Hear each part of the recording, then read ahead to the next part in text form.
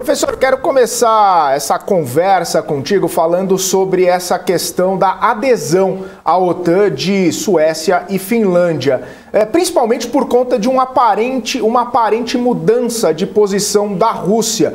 Quando houve, né, essa possibilidade, eu me lembro que o ministro de Relações Internacionais da Rússia disse que isso poderia ocasionar problemas, isso teria algum tipo de represália ou retaliação por parte da Rússia. Mas o presidente Vladimir Putin já disse que isso não faz tanta diferença, que sempre houve países, né, neutros com alianças militares, que isso acaba não fazendo tanta diferença para a Rússia.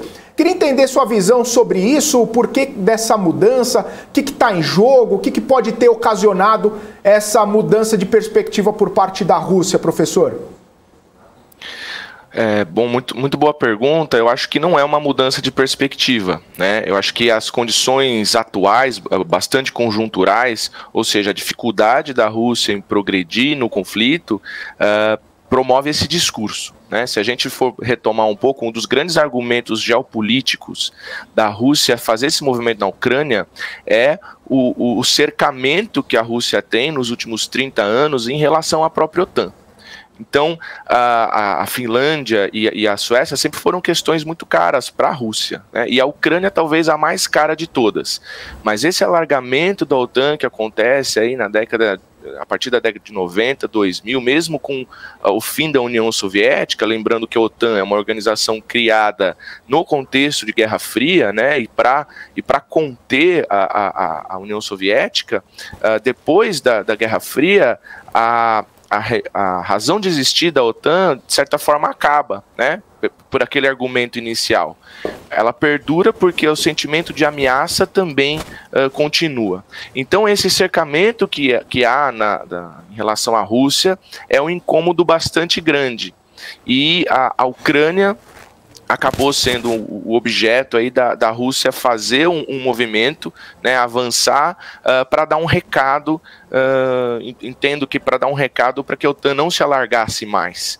Porém, esse recado não está saindo como planejado, principalmente pelo Vladimir Putin, né? A gente não sabe exatamente quais são os planos dele, até a eclosão do conflito causou uma certa confusão nesse aspecto, mas claramente ele muda o discurso de uma maneira momentânea, né? A gente sabe, é notório que o alargamento da OTAN sempre foi incômodo e ele, acho que em política internacional tem algumas coisas bastante curiosas, né? Justamente ele tentando conter o movimento da OTAN, a invasão da Ucrânia acelera aí a adesão de Finlândia e Suécia, ou mesmo promove a adesão de Finlândia e Suécia, que em tese continuariam neutras, que é uma tradição aí de décadas, né?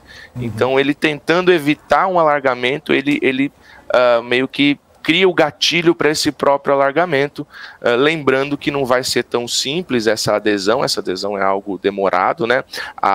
O acordo entre Suécia e Grã-Bretanha é algo significativo, mas esse alargamento não é algo tão simples, como vocês bem colocaram aí, a Turquia, que é um membro da OTAN, vai ser um empecilho para esse movimento de alguma maneira.